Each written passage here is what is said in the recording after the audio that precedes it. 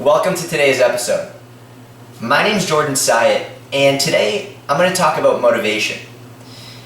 If you've ever had trouble sticking to a nutrition program or an exercise routine, you're among the norm, okay? You're among the vast majority of people who have difficulty eating well on a regular basis, exercising. And one of the most common questions I get as a coach is how to stay motivated. Jordan, how can I stay motivated? I seem to be really gung-ho about training and nutrition for a little bit, and then I lose my motivation. How can I stay more motivated? And one of the things I see among a lot of coaches is in response to this question, they give knowledge. They give knowledge-based answers. You should eat like this, not like that. Exercise like this, not like that. And the issue with these knowledge-based recommendations is that knowledge doesn't improve motivation all the time. In some cases it can. For example, the knowledge that cigarettes can kill you will a lot of times motivate people to not smoke. But in terms of training and nutrition, knowledge doesn't always lead to practice or to motivation, okay? And let me give you an example. In my right hand, I have an apple, okay? And in my left hand, I have a donut. If I show 10 out of 10 people an apple versus a donut and ask them which one is healthier and which one will help them lose weight and be better for them, 10 out of 10 people will always choose the apple. But if I use that same scenario and offer those same 10 people the apple or the donut, I can guarantee you not all 10 people are going to choose the apple. A fair amount of them are going to choose the donut even if it doesn't align with their goals. The same thing goes for exercise. The reality is everybody, no one in their right mind would dispute that exercise is good for you and exercise will be healthy and exercise leads to good health outcomes. But the majority of people don't exercise. There's a huge population of people who are completely sedentary, and it's not for a lack of knowledge. They're very well aware that exercise is good for them. So if they know it, why aren't they doing it?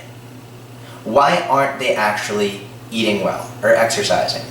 And the answer doesn't lie in they're lazy. It doesn't lie in that that they don't want it enough. A lot of people come out and say horrible things about them being lazy and that they have no determination or no willpower. And the reality is, that's not the case. There are so many factors surrounding this issue that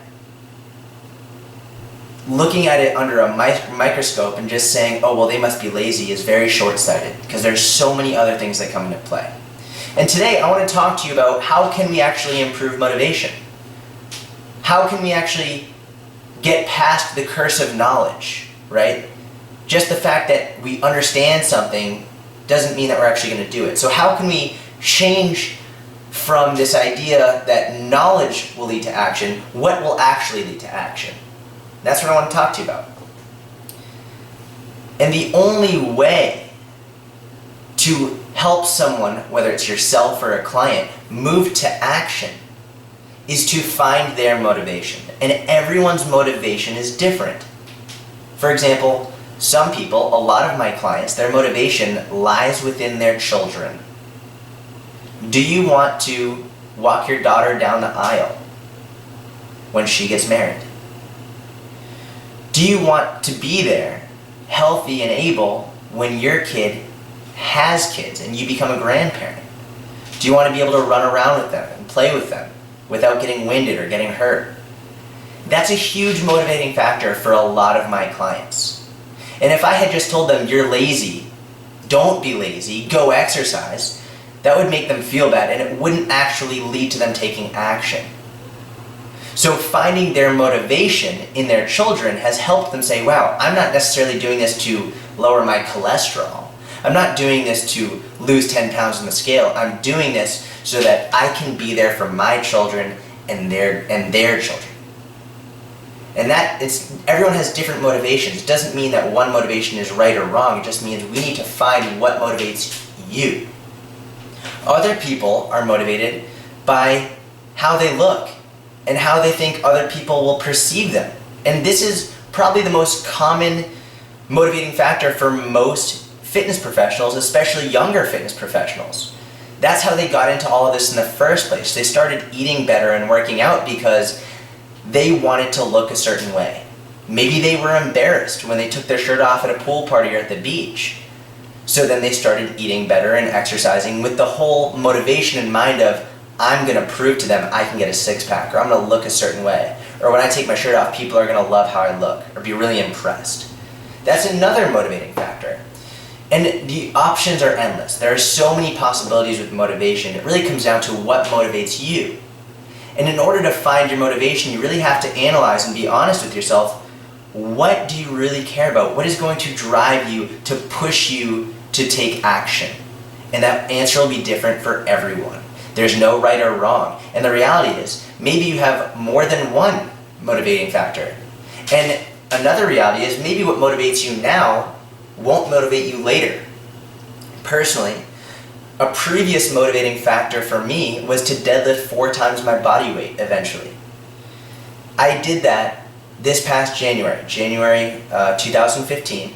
I deadlifted 530 pounds at a body weight of 132. And that was a motivating factor for me to continue training in the way I was training. And to reach that goal, that was my motivating factor. Now it's different. Now my motivation stems from other factors. For example, one of my things now is I want to look a certain way. I want to be lean and strong to show people that powerlifters don't have to be big fat meatheads. I want to prove to people that you can be lean and healthy without going to the extreme of gaining weight for no reason, which happens in a very small percentage of the lifting population. People think that you have to be big and fat in order to be strong, which I'm proving to people isn't true.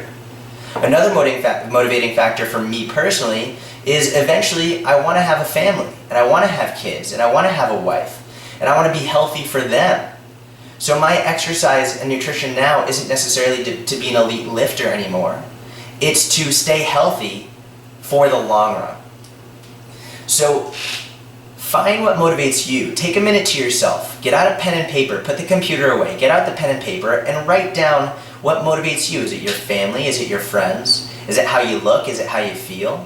Do you want to travel? What is your motivation? And regardless of how much knowledge you have, you won't be able to take action and see progress until you pinpoint your motivation.